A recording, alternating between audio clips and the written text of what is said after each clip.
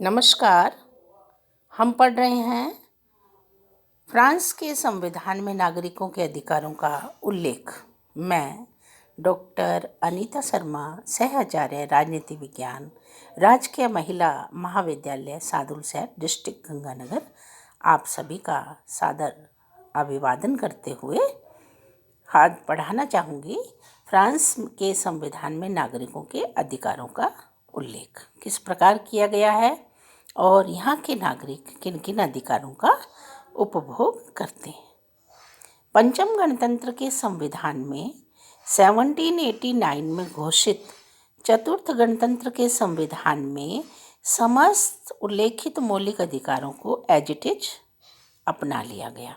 यानी जो चौथे गणतंत्र के संविधान में नागरिकों के अधिकार थे, उन्हें पंचम गणतंत्र के संविधान में भी उसी प्रकार से अपना लिया गया। इसका मूल कारण यह माना जाता है कि फ्रांसीसी संविधान में नागरिकों को अधिकार देकर लोकतांत्रिक व्यवस्था को स्थापित किया जा सके।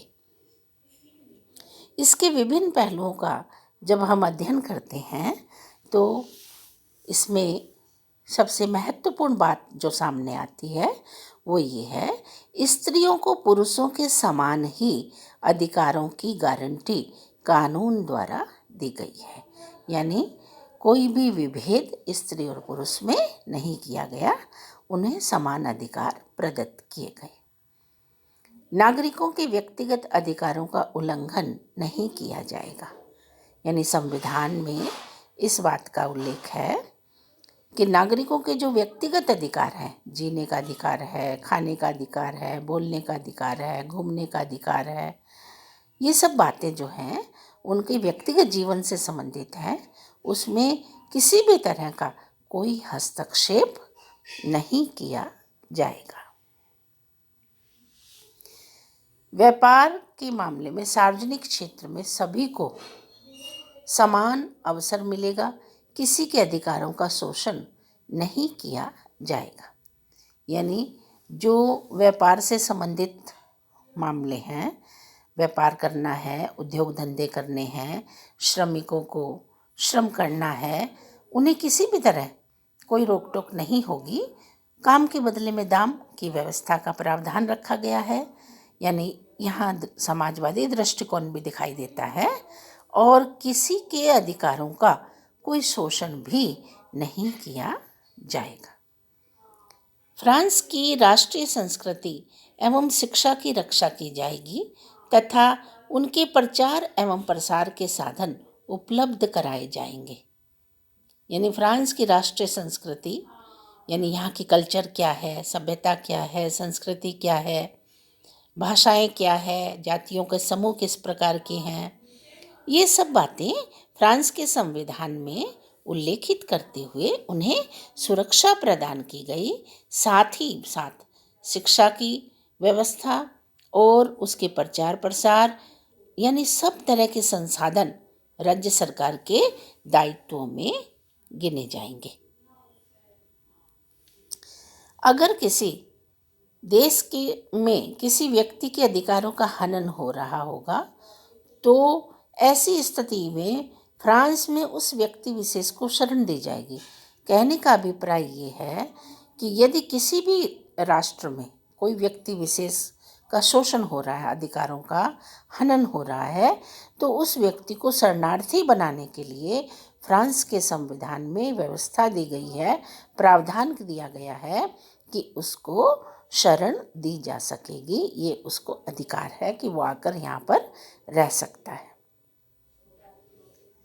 प्रत्येक व्यक्ति का यह कर्तव्य है कि वह अपना कार्य करे, उसके कार्य में कोई भी बाधा उत्पन्न नहीं की जाएगी और न ही व्यक्ति को अपने काम में या नौकरी में जन्म, अपने मत या विश्वास के कारण कोई हानि नहीं पहुंचाई जाएगी। यानी कहने का अभिप्राय ये है कि प्रत्येक व्यक्ति अपने कार्य क्षेत्र में अपने कार्य को आराम से करे, कोई उसमें बाधा नहीं पहुंचाएगा, कोई हस्तक्षेप नहीं पहुंचाएगा। यदि ऐसा होता है तो उसके लिए दंड का प्रावधान या कानूनी व्यवस्था के माध्यम से उसे उसी अनुरूप दंडित भी किया जाएगा जो किसी को हानि पहुंचा रहा है। प्रत्येक व्यक्ति को अपने अधिकारों की सुरक्षा एवं हितों की सुरक्षा का अधिकार दिया गया है। वह अपनी सुरक्षा के लिए ट्रेड यूनियनों में भी सम्मिलित हो सकता है। ये आप देखिए कि प्रत्येक व्यक्ति को ये ह्यूमन राइट दिया कि वह अपने हितों की सुरक्षा स्वयं करे।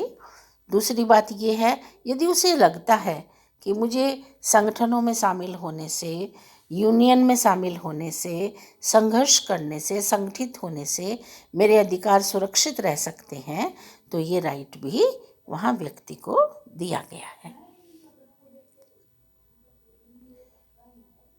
प्रत्येक व्यक्ति को हड़ताल करने का अधिकार है, लेकिन इस कार्य में उसे मर्यादित होकर कार्य करना होगा। प्रत्येक व्यक्ति को हड़ताल करने का अधिकार मतलब यदि वह शासन सत्ता के किसी आदेश, निर्देश या कानून से सहमत नहीं है तो वह विरोध स्वरूप हड़ताल कर सकता है। लेकिन यहाँ ये बात भी कही गई है कि उस कार्य करने में, यानी विरोध करने में, विमत करने में, हड़ताल करने में, जो संघर्ष करने में व्यक्ति को मर्यादित होकर कार्य करना पड़ेगा। यानी एज पर नॉर्म्स, नियमानुसार, कानून के तहत ही ये कार्य किए जा सकते हैं, यानी मर्यादाओं में रहकर कार्य करना पड़ता है। प्रत्येक श्रमिकों को अपने प्रतिनिधियों के माध्यम से व्यवसाय के प्रबंध पर काम करने की दशाओं के निर्धारण के प्रसंग में सामूहिक सौदे में भाग लेने का अधिकार दिया गया। ये देखिए कितना अच्छा पहलू है कि श्रमिकों का विशेष रूप से ध्यान रखा गया। वो संविधान के माध्यम से ये व्यवस्था दी गई है कि आप जो भी बिजनेस करना चाहते हैं, आप जो भी उद्योग धंधा चलाना चाहते हैं, आप जो भी व्यवसाय चलाना चाहते हैं, आप अपने यूनियन से मिलकर उसके नॉर्म्स को अडॉप्ट करते हुए सामूहिक रूप से या व्यक्तिगत रूप से जिस भी तरह से कार्य करने में आप सक्षम हैं, आप डिसीजन मेकर हैं, आप अपना निर्णय ले सकते हैं। इस कार्य में किसी भी प्रकार का कोई हस्तक्षेप राज्य द्वारा नहीं किया जाएगा। राष्ट्र प्रत्येक व्यक्ति और परिवार को उनके विकास हेतु आवश्यक दशाओं की उचित व्यवस्था का विश्वास दिलाता है। ये पहलू अपने आप में एक महत्वपूर्ण पहलू है कि जो फ्रांसीसी नागरिक है, वह व्यक्ति हो या सामाजिक समूह हो या कोई संस्था हो या कोई परिवार हो, उसके विकास का दायित्व राज्य सरकार का है और उसके विकास हेतु किन योजनाओं को, परियोजनाओं को, संसाधनों को, आय को, व्यय को, जो भी सोर्सेज हैं, उन सब के बारे में पूर्ण व्यवस्था करने का अधिकार सरकार के पास है। यानी राज्य सरकार इन सब कार्यों की गारंटी देता है कि वह प्रत्येक नागरिक को सुरक्षा और व्यवस्था उपलब्ध कराएगा।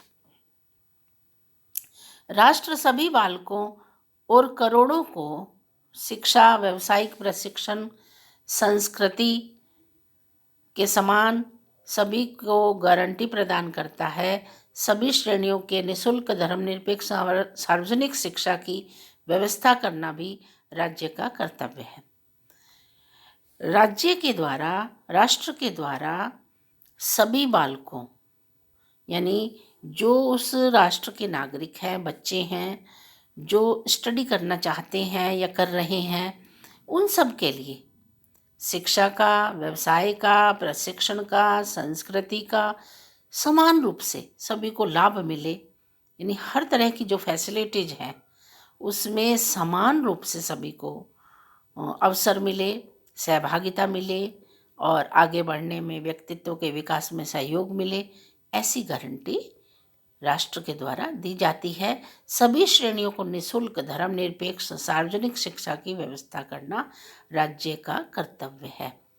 धर्मनिरपेक्ष का मतलब है किसी भी पंथ विशेष का राज्य साथ नहीं देगा, सभी को समान संरक्षण दिया जाएगा, सभी अपने अपने धर्मों को माने और उसका प्रचार प्रसार करें, लेकिन कोई किसी के काम में हस्तक्षेप ना करे, किसी के धर्म में हस्तक्षेप ना करे। सार्वजनिक शिक्षा की व्यवस्था, सार्वजनिक रूप से जो शिक्षा दी जाएगी वो भी राज्य के दायित्व और कर्तव्यों में गिनी गई हैं कि राज्य द्वारा ये सारी फैसिलिटीज नागरिकों को दी जाएंगी। अधिकारों और कर्तव्यों की क्षमता के आधार पर, जाति और धर्म के आधार पर किसी भेदभाव के बिना फ्रांस अपने उपनिवेशों की जनता के साथ मिलकर फ्रेंच संघ की स्थापना का निर्माण करता है। यानी कहने का तात्पर्य ये है कि फ्रांस के संविधान में अधिकारों के साथ साथ कर्तव्यों को गिनाया गया है और किसी जाति, धर्म, भाषा का कोई भेदभाव नहीं रखा गया है। सभी उपनिवेश जो उसके अंडर में आते हैं, यानी जो फ्रांस एक शक्ति संपन्न राष्ट्र में है और इसकी जो शाखाएं हैं जिसको हम राज्य कहते हैं, उन सब राज्यों के साथ मिलकर, खंडों के साथ मिलकर फ्रेंच संघ की स्थापना का निर्माण करता है। यानी एक संघ के माध्यम से काम होगा।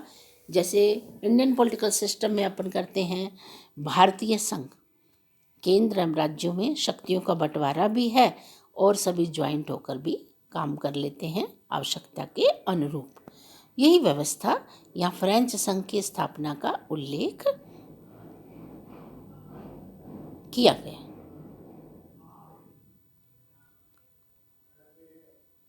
आज जो पंचम गणतंत्र के संविधान का हम अध्ययन कर रहे थे, इसमें हमने ये देखा विशेष रूप से संवैधानिक प्रावधान है, समानता पर आधारित शासन व्यवस्था सत्ता का संचालन करती है, नागरिकों को अधिकार, कर्तव्य और दायित्व गिनाए गए हैं और सभी नागरिकों को समान रूप से सुअवसर प्राप्त होते रहें, ऐसी व्यवस्थाएं की गई हैं। यानी पंचम गणतंत्र का संविधान भी चतुर्थ गणतंत्र की भांति मौलिक अधिकारों के माध्यम से, नागरिक अधिकारों के माध्यम से लोकतांत्रिक व्यवस्था के प्रावधान का पक्षधर रहा है और ऐसी व्यवस्थाएं करके उसने ये साबित किया कि फ्रांस में लोकतांत्रिक व्यवस्था के साथ साथ संवैधानिक सर्वोच्चता और